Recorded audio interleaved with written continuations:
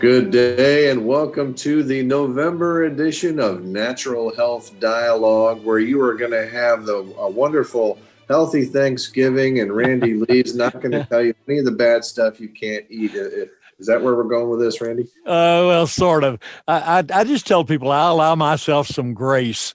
I love the holidays. They're great not only because the food is great, but it's the family time of the year. People have family celebrations around Thanksgiving and around Christmas. And I've shared before in these podcasts that most of our family celebrations are done around the table.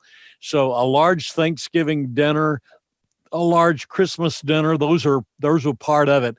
And there are an awful lot of sweets involved at that we don't eat the rest of the year. And so I just give myself enough grace to be able to enjoy those holidays and not worry too much about it. We've been doing things on cleansing all year long, and I'll do some on the next podcast about some more cleansing that I do as a result of that. Do But you have a post-holiday cleanse? I do have one. As a matter of fact, Rick, you may remember in January we talked about the Clean Start program. I start the year with a major cleanse because I pretty much eat what I want to between Thanksgiving and Christmas with some moderation, but it's there. Jolene's article is this one. This is her podcast. This is her blog, and she talks about the holidays and things health wise that we can tie to those holidays. And so with Thanksgiving, of course, we do the big turkey. If you like turkey, and my family, for the most part, does. I have a couple of kids that aren't real fond of turkey, but my wife and I go to the grocery store and I buy the biggest turkey that they have. My turkey for this Thanksgiving is 24 pounds, and it's only my wife and I.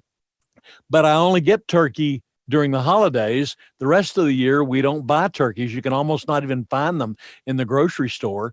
And so we cook the turkey. We cook what we call a Puerto Rican turkey. I have a Puerto Rican friend that gave me their recipe some 20 years ago, and we fix that every year. If you stay till the end of this, when we get to the recipes, I'll give you the recipe for how you fix up your turkey to make it a Puerto Rican turkey. It makes your kitchen smell like heaven, and it tastes absolutely delicious. So we'll cover that at the end. In the meantime, to get the Puerto Rican turkey recipe. You got it. And there's some other recipes in Jolene's blog as well. But let's talk about particularly 4 ingredients that make Thanksgiving very, very healthy. The first one is cranberries.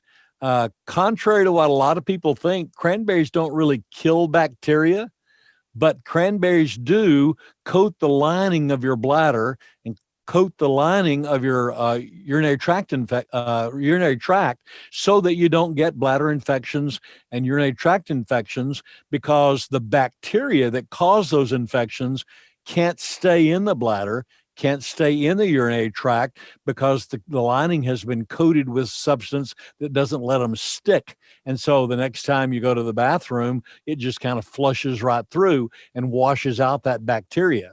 So if you have a tendency to have urinary tract infections or bladder infections, cranberry is the ingredient you're going to use to try to get rid of those.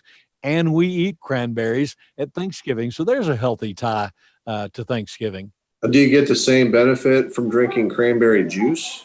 You do. The only thing you have to watch is that cranberry juice has quite a bit of sugar.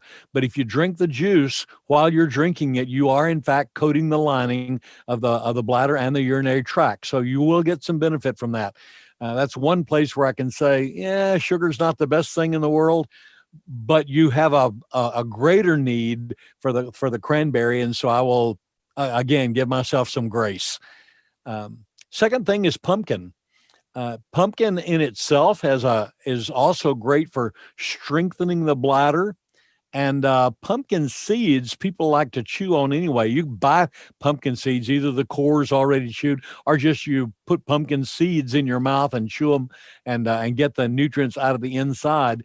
They're very, very popular, particularly if you roast them, maybe put a little bit of seasoning on them. They can be a wonderful snack item.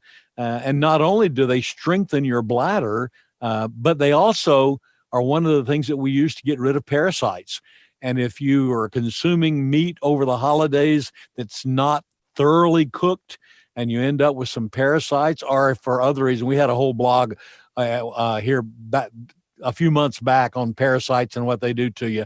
Well, one of the things that'll help you to get rid of those parasites is eat some pumpkin seeds. Have that pumpkin pie, again, with a little grace, because you're going to get some sugar there. Although my wife and I have learned to make pumpkin pie using honey instead of sugar. Honey's a complex carbohydrate. You don't get the negatives that you get from sugar. So think about how you're fixing your pumpkin pie as you're strengthening your bladder, getting rid of some parasites, and enjoying the holidays. The third one I wanted to talk about is sage, or that Jolene talks about in her blog, is sage. And when she gets into the sage thing, she again is talking to the detox program, which is what we've been doing the entire year. The sage causes you to dry up some of the milkiness that's in your system, some of that sinew, some of the different kinds of milky substances that accumulate in your body. Sage will have a tendency to detox those and dry up some of those. So if you're somebody who happens to like sage in your dressing, and sage dressing during the holidays is a really popular thing, then you are also helping yourself with the milky residues that are inside your body, and also helping to detox, because sage in itself is a detoxicant. The last one is the turkey itself. One of the primary, what do people do after they eat a big Thanksgiving dinner?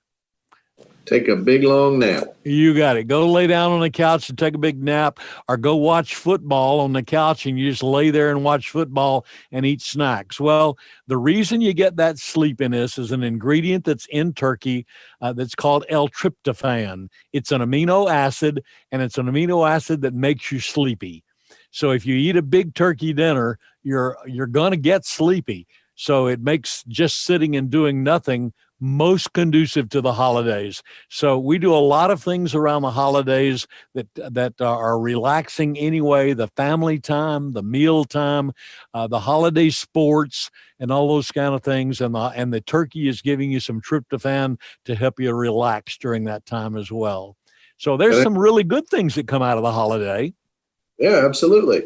Now, I've noticed there are products out there that are actually tryptophan. You can buy tryptophan in a bottle. We sell L-tryptophan in a capsule, and we sell it other than at Thanksgiving. That's a year-round thing. If you have trouble sleeping, a lot of people use L-tryptophan as a sleep ingredient to aid in heaviness of the sleep and to get to sleep. And if you don't use it in such large doses, I have a number of customers buy L-tryptophan just to take on a regular basis, just to keep their systems calm. If you tend toward a lot of anxiety, and the holidays can produce that as well, if you can't get to the turkey, buy you a capsule of L-tryptophan, take it in a small dosage, and it'll just kind of keep you calm through the holidays.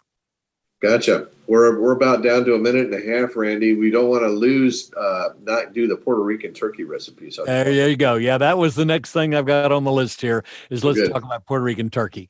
It's really just spices. You're going to cook the turkey just like you always cook a turkey. Put it in the oven and cook it normally, same length of time and all that kind of stuff. The key is the spices that you put on the turkey before you put it in the oven. And you take a little bowl and put 1/4 of a cup of each: black pepper, oregano, basil, and then chop up about 1/4 of a cup of garlic. You want fresh garlic. If you take dried oregano, dried basil, and dried black pepper, put those in the bowl, chop up your garlic and put it in there, and then you put in a cup of raw, unfiltered apple cider vinegar, Bragg's vinegar. Put that in the cup, and you let that set for half an hour or so, and those dried spices soak up all of that vinegar, and what you've got then is a paste. You take that paste and rub it all over the inside and the outside of the turkey. And once you get it all pasted up, then take about a half a stick to 3/4 of a stick of butter, cut it in little dollops, and put those little chunks of butter, again, all over the inside and the outside of the turkey, along with those spices and that nice roastiness of that. Put that in the oven and cook it normally. Your kitchen will smell wonderful, and the turkey is absolutely the tastiest turkey you'll ever eat. We do it every year. We love it. Make yourself a Puerto Rican turkey and enjoy this Thanksgiving. That sounds extremely delicious. And so we're out of time. Thank you all for joining us, and we hope you have a happy Thanksgiving. Amen.